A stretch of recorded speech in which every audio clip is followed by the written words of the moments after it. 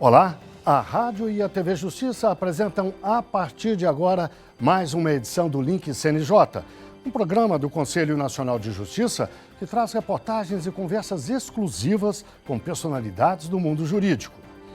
E hoje vamos falar do domicílio judicial eletrônico, uma ferramenta do programa Justiça 4.0 que centraliza as comunicações de processos enviadas pelos tribunais brasileiros numa única plataforma digital. Isso vai facilitar e agilizar as consultas para quem recebe e acompanha citações, intimações e outras comunicações. O domicílio judicial eletrônico é uma solução 100% digital e gratuita. Funciona assim: empresas e pessoas previamente cadastradas passam a receber todas as comunicações de processos na Justiça por meio da plataforma. Elas serão alertadas por e-mail quando for o caso, mas precisam ficar atentas porque, no caso de citações, o prazo para consultas é de 3 dias úteis. Para intimações, são 10 dias corridos. Ao fim desses períodos, a comunicação será considerada automaticamente realizada. O domicílio começou a ser implantado no ano passado e agora entra na segunda fase. Empresas de médio e grande porte de todo o país têm até o dia 30 de maio para se cadastrar. Como explica Luciana de Freitas, gerente do projeto pelo PNUD, Programa das Nações Unidas para o Desenvolvimento, parceiro do CNJ. A partir desse prazo, as instituições serão cadastradas compulsoriamente, especificamente aquelas que têm a obrigatoriedade no cadastro, que são as empresas de médio e grande porte. Mas a gente incentiva também as microempresas, empresas de pequeno porte, que façam voluntariamente esse cadastro no sistema do domicílio judicial eletrônico. A plataforma oferece vantagens para o usuário da Justiça e para o próprio judiciário, como agilidade, redução de custos e comodidade. A comodidade vem pelo fato do usuário poder acessar em um único lugar. Então, hoje ele acessa diversos portais dos diversos tribunais brasileiros para obter acesso a essas comunicações processuais.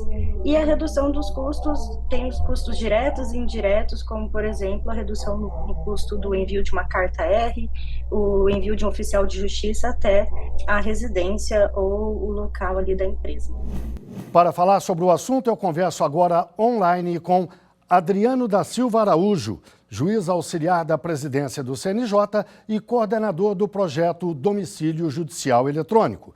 Converso também com Vicente de Chiara, diretor jurídico da Federação Brasileira de Bancos, a FEBRABAN. Muito obrigado a vocês dois pela participação no Link CNJ. Eu começo com uma pergunta para o doutor Adriano. O senhor coordena o projeto, doutor Adriano?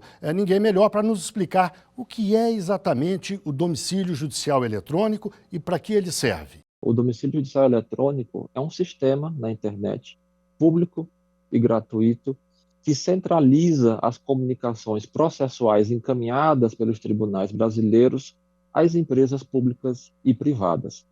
Quando nós falamos em comunicações processuais, nós estamos nos referindo às citações, às intimações e, eventualmente, a notificações encaminhadas às partes do processo e, excepcionalmente, também aquelas pessoas que não são partes do processo, mas que precisam cumprir alguma determinação judicial. Doutor Adriano, e o projeto está agora numa segunda fase. Eu pediria que o senhor nos explicasse, na prática, como é que ele funciona. O domicílio judicial eletrônico, ele já existe, ele entrou no ar em fevereiro de 2023, ainda na gestão da ministra Rosa Weber, num primeiro momento com enfoque nas instituições financeiras. Nós sabemos que os bancos e as instituições financeiras representam um grupo extremamente importante do ponto de vista do grau de litigância no Brasil. Dentre os 20 maiores litigantes, nós temos basicamente a Fazenda Pública e as instituições financeiras. Não se trata, obviamente, de um juízo de valor, mas de um fato conhecido de todos, de tal maneira que nós já estamos mais ou menos com um ano de domicílio judicial eletrônico em pleno funcionamento. Agora, neste mês de março, a partir de 1º de março, iniciou-se uma nova fase, uma expansão do domicílio judicial eletrônico, onde o foco passa a ser as empresas privadas de um modo em geral. Então, as empresas de grande porte e as empresas de médio porte possuem 90 dias até o dia 30 de maio de 2024 para realizarem o seu cadastro voluntário no domicílio judicial eletrônico. Obviamente, o Conselho Nacional de Justiça recomenda que as demais empresas de pequeno porte, as microempresas e, futuramente, as pessoas jurídicas de direito público realizem o seu cadastro, tendo em vista os benefícios que a ferramenta traz. Doutor Vicente, a FEBRABAN cumpre um papel importante na criação e no desenvolvimento desse projeto. Eu peço que o senhor nos explique que papel é esse exatamente, por favor. A gente teve a felicidade de ter sido convidado pelo CNJ para participar desde o início do projeto. Sobre isso foi, inclusive, feito um acordo de cooperação técnica entre a FEBRABAN, o setor financeiro e o CNJ, por uma razão, como já foi colocada pelo doutor Adriano. É uma questão de fato que os bancos têm processos, volume de processos em juízo, seja numa recuperação de crédito na parte ativa, seja numa parte do polo passivo, recebendo provavelmente ações contrárias. Então, nesse contexto, a gente teve a participação para desenvolver o sistema e a parte de processual e fazer os testes com relação aos procedimentos. E por que a gente entende, da nossa perspectiva, que era muito importante participar do projeto? Por uma razão muito simples. Hoje, ou até recentemente, toda a comunicação processual era feita primeiro por papel, depois começou-se ter cada tribunal ter o seu sistema para ter interação direta com a parte, e isso leva, na verdade, leva custos para o Estado brasileiro, por meio do Poder Judiciário, que tem que ter toda uma estrutura para poder procedimentar essas questões e verificar se essas comunicações processuais entre citações, intimações, notificações chegaram efetivamente às partes. Do lado do jurisdicionado, da parte processual, você também tem que ter toda uma estrutura, pegar só a questão de banco, hoje, ou até recentemente, como eu disse, essas comunicações poderão chegar em papel numa agência bancária localizada em qualquer local do país, poderia chegar em papel na sede da instituição financeira, por meio eletrônico, como tem algumas instituições que acontecem. Então, toda a otimização dessas funções levam, na verdade, a ter ganhos para o Estado brasileiro e para a parte, porque você tem ali um processo muito mais fluido e direto, eletrônico, como tudo tem que ser hoje na estrutura atual, né, com a digitalização e toda a inteligência que se tem por trás, que a tecnologia nos permite. E na outra ponta, você tem eficiência, seja para o Poder Judiciário, seja para a parte, porque você não tem ali um risco de perda de prazo, você não tem um risco de perda de informação, e você garante efetivamente que aquele dado que saiu do Poder Judiciário e foi para a parte, ou saiu da parte e foi para o Judiciário, efetivamente ele ocorreu. Doutor Vicente, a gente pode dizer então que os ganhos são, do ponto de vista da eficiência em termos de custos e de tempo, evidentemente, e também de segurança, né? Porque agora sabe-se exatamente onde procurar qualquer intimação, citação. Há um local específico, não está disperso. Segurança também, é isso?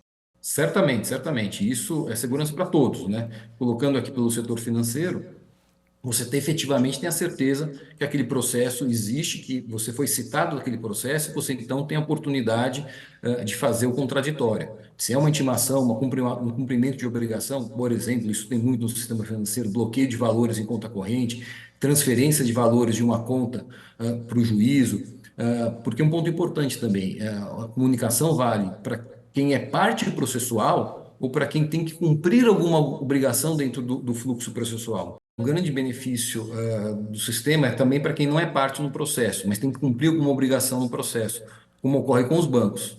Então, se você tem que transferir um valor de um empregado para um empregador, de um empregador para um empregado, essa obrigação ela gira dentro do sistema financeiro e o banco, obviamente, captura isso por meio do sistema e, obviamente, consegue cumprir isso de maneira célere, garantindo a efetividade do processo ou determinação judicial que foi realizada naquele caso. Doutor Adriano, e do ponto de vista do CNJ, quais são os ganhos? Do ponto de vista da justiça brasileira, do cidadão, inclusive? Guilherme, nós falamos que o domicílio judicial eletrônico, ele traz basicamente três grandes benefícios, né? De um lado, nós temos a economia do dinheiro público e do dinheiro privado também, como bem mencionou o doutor Vicente.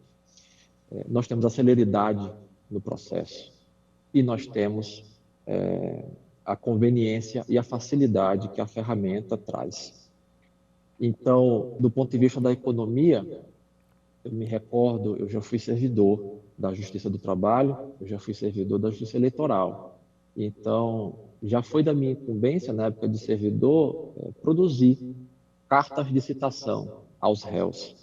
E eu brincava de forma com meus amigos e colegas de trabalho, que eu me sentia voltando ao jardim de infância, porque eu precisava ali trabalhar com cola, papel e tesoura para poder montar aquela carta de citação a ser encaminhada para o réu do processo. E você pode perceber, né, descrevendo e imaginando essa cena, o tempo que se perde para realizar esse tipo de ato. E se a citação, ao chegar no réu, o profissional dos Correios, o carteiro, não conseguisse encontrar aquele endereço, o juiz teria que intimar a parte autora para informar um novo endereço e repetir esse processo todo de novo. Então, a perda de tempo com esse modelo, tanto de carta quanto de oficial de justiça, é enorme. De tal maneira que, com a citação eletrônica, a intimação eletrônica por meio da plataforma digital como o domicílio judicial eletrônico, é gigantesca. A gente consegue com que o servidor do Poder Judiciário ou até mesmo o próprio sistema do processo eletrônico de forma automatizada encaminhe aquela citação, aquela intimação de forma instantânea com um clique. E, por sua vez, o destinatário da comunicação processual, da mesma maneira, consegue, através do sistema, através do domicílio judicial eletrônico, registrar a ciência daquela comunicação também de forma instantânea, com a imediata juntada nos autos do processo eletrônico daquela informação. E, doutor Adriano, até o momento houve uma fase, digamos, de evolução do projeto, mas ele está em andamento. Houve a colaboração da FEBRABAN, vai continuar havendo com certeza, mas a intenção é que se chegue a outros ramos da economia, a outros setores da vida brasileira. E qual é o cronograma para isso? Qual é o próximo passo do projeto, vamos dizer assim? Mas eu vou pedir que o senhor nos dê a resposta daqui a pouquinho, logo depois do intervalo. O Link CNJ, portanto, faz uma breve pausa e volta já já.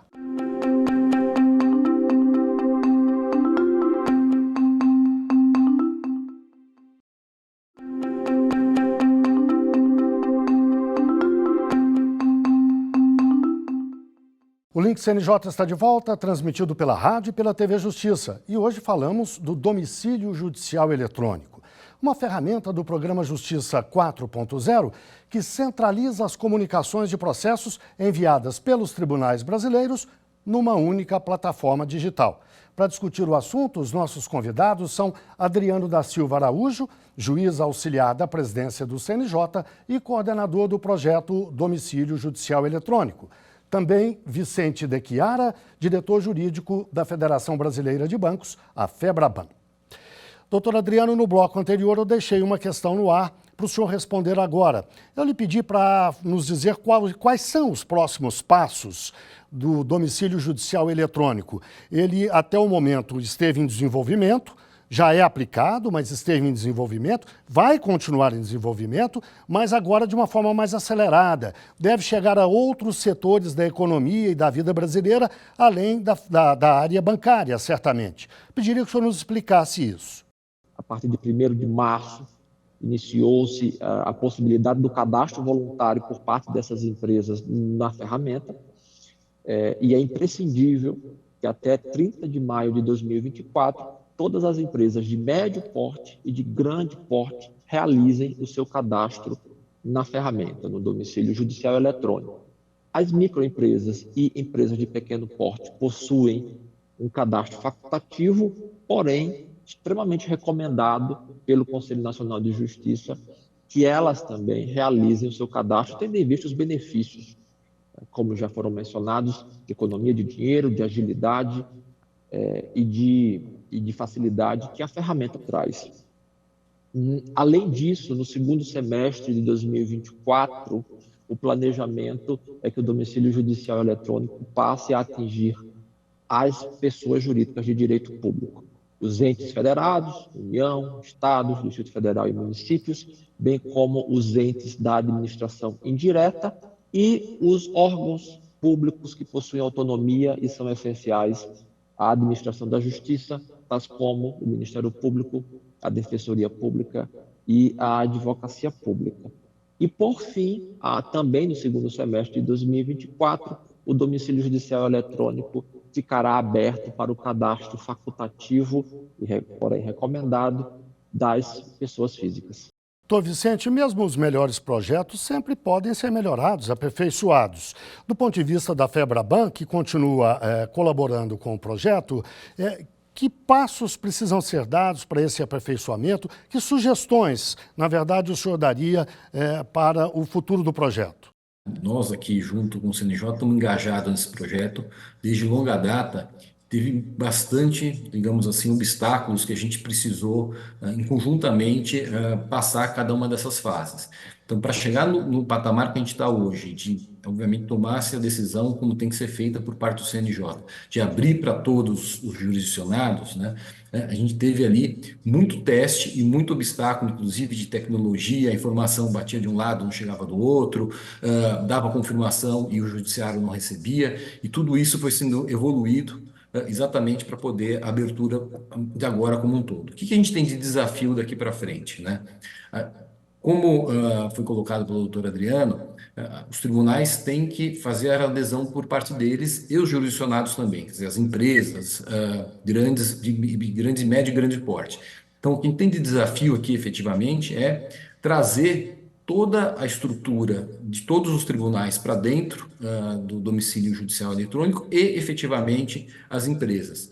Pelo lado das empresas, acho que foi muito bem colocado aqui, já tem uma obrigatoriedade. Pelo lado dos tribunais, a gente tem também um desafio aqui tecnológico, porque cada sistema, por razões históricas, cada tribunal tinha um sistema específico e eles, então, estão tendo que ajustar esses sistemas conforme ali a sua, como a gente fala aqui, a grade de evolução interna deles para se conectar ao CNJ. Então, o prazo que a gente está agora e o desafio que a gente está agora, e certamente será superado, a gente tem plena convicção disso, é você atrair efetivamente os jurisdicionados e, da outra parte, você ter o link efetivo de todos os tribunais dentro da plataforma do CNJ. E eu queria só colocar uma informação adicional, que, pela nossa experiência, eu encorajo a todos a fazê-lo. Porque, pelo lado do sistema financeiro, o ganho que a gente está tendo aqui, como foi dito, de eficiência, de ganho financeiro, efetivamente, né? De você conseguir responder as coisas no prazo, você não perder uma citação, e, obviamente, quando você perde uma citação, você tem N consequências processuais disso, e, obviamente, levam a prejuízos. Ganhos, na verdade, de litigância, porque quando você tem alguma falha na comunicação, qualquer que seja a parte, isso leva a questionamentos ao judiciário e, obviamente, aí o juiz tem que decidir sobre aquela questão, aí você tem um recurso sobre aquela questão, então você acaba trazendo o próprio processo, deixando ele mais moroso contra isso. Então, eu encorajo a todos, porque tem uma eficiência muito grande para a parte e, obviamente, para o Estado brasileiro fazendo essa adesão. Bem, chegamos ao fim da nossa entrevista de hoje. Eu agradeço muito a participação do doutor Adriano da Silva Araújo, juiz auxiliar da presidência do CNJ e coordenador do projeto Domicílio Judicial Eletrônico. Agradeço também ao doutor Vicente de Chiara, diretor jurídico da Federação dos Bancos, a FEBRABAN. Muito obrigado mais uma vez. Agora o link CNJ dá notícias da Justiça. Vamos fazer um giro pelos estados e pelos tribunais do país. O presidente do CNJ e do STF, ministro Luiz Roberto Barroso, estimula doações de empresas privadas para viabilizar o programa de bolsas de estudos para pessoas negras, indígenas e com deficiência que queiram ingressar na magistratura. As bolsas serão destinadas a pessoas aprovadas no Exame Nacional da Magistratura. O CNJ e o Ministério da Justiça firmaram um acordo para ajudar brasileiros superendividados. O acordo prevê a capacitação de quem trabalha nos PROCONs na renegociação de dívidas. Os Centros Judiciários de Solução de Conflitos e Cidadania, conhecidos como CEJUSCs, vão atuar em parceria com os PROCONs. O CNJ lançou a 4ª edição da campanha Se Renda à Infância. A iniciativa, em parceria com a Receita Federal, permite que contribuintes destinem até 3% do imposto devido diretamente na declaração para os fundos dos direitos da criança e do adolescente. Os valores financiam projetos como a promoção da saúde, a manutenção e a construção de hospitais, educação, capacitação de adolescentes e jovens para o mercado de trabalho e combate à violência e ao trabalho infantil. É hora do CNJ nas redes. Vamos ver algumas das postagens que marcaram a semana nas redes sociais do CNJ. Oi, pessoal! O post mais compartilhado dessa semana explica um direito, não um privilégio. Estamos falando da lei que garante o direito de as mulheres levarem um acompanhante para os atendimentos nas redes de saúde pública e privada, sejam eles procedimentos, consultas ou exames. Além disso, se o procedimento exigir algum tipo de sedação ou pouco nível de consciência e a paciente não indicar um acompanhante, a unidade de saúde deve nomear alguém, de preferência do sexo feminino, para acompanhá-la. Marcando o mês da mulher, durante a segunda sessão ordinária no plenário, o presidente do CNJ, ministro Luiz Roberto Barroso, fez uma importante fala sobre o combate ao machismo e à violência contra a mulher no Brasil. Você pode conferir esse momento lá nas nossas redes. O ano é 2024 e ainda há quem pense que o Dia Internacional da Mulher é uma data para entregar apenas flores ou bombons para as mulheres. A data, na verdade, é muito importante para relembrar direitos conquistados ao longo dos anos, mas ainda mais importante para refletirmos sobre a equidade, sobre dar às pessoas condições para que todos tenham acesso às mesmas oportunidades. Por hoje é só, e até semana que vem.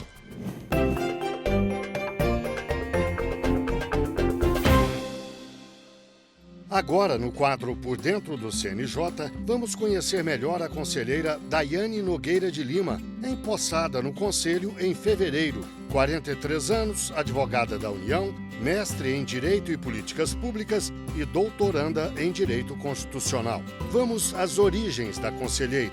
Minha família sempre acreditou, uma família simples, uma família do interior do Ceará, mas que sempre acreditou no poder transformador da educação. Então, lá em casa, com os meus irmãos, meus pais sempre investiram muito, buscaram muito trazer esse senso da importância da educação como instrumento mesmo de transformação social. Meus pais nunca foram formados, minha família é a primeira geração formada em ensino superior, é a nossa geração de filhos, junto com alguns outros primos também. Mas eu sempre tive vontade de fazer direito desde pequena. Nunca nem pensei em fazer outro curso. A carreira profissional. Eu sou a primeira advogada da família, então foi a primeira pessoa formada em direito e sempre pensei em fazer concurso na área federal, especificamente concursos na área federal, e exercer também atividade docente em razão exatamente da monitoria que a gente fez lá durante a graduação. Então, terminando a faculdade, comecei a estudar para os concursos e no ano seguinte, praticamente no ano seguinte, eu passei no concurso da Advocacia Geral da União, como advogada da União, cargo que eu ocupo até hoje aqui em Brasília, no Distrito Federal. Áreas de atuação. Algo que realmente marcou toda a minha trajetória profissional foi conhecer o Sistema Único de Saúde um pouco mais de perto, atuar mais diretamente no Sistema Único de Saúde, onde a gente vê que a vida, a atuação dos poderes, do Poder Executivo, ela tem o potencial de chegar e de transformar a vida de cada cidadão brasileiro lá na ponta. Em razão dessa atividade na Advocacia Geral da União perante a Consultoria Jurídica da Saúde, eu fui para a atuação do STF, da AGU, a atuação da Advocacia Geral da União no Supremo Tribunal Federal, onde eu também exerci minhas funções na atuação do Advogado-Geral da União perante o STF nas ações de controle de constitucionalidade. A indicação para o CNJ. Acredito que foi exatamente essa experiência, essa minha atuação como advogada da União, uma advogada pública federal, mas também com passagens no Poder Judiciário, que me trouxeram a ser indicada pela Câmara dos Deputados. Eu aqui no Conselho Nacional de Justiça ocupo a vaga de cidadã né, indicada pela Câmara dos Deputados, e acredito que foi essa trajetória, desde a minha chegada em Brasília, né, em 2006, até hoje, que me fez chegar aqui na indicação e ocupar, né, o honroso cargo de conselheira do Conselho Nacional de Justiça. Fui, né, designada pelo ministro Roberto Barroso, presidente do CNJ, a atuar como supervisora no Fórum Nacional da Saúde, que é o órgão aqui responsável, com representatividade de todo o país, para auxiliar e atuar na judicialização da saúde. O que é o CNJ?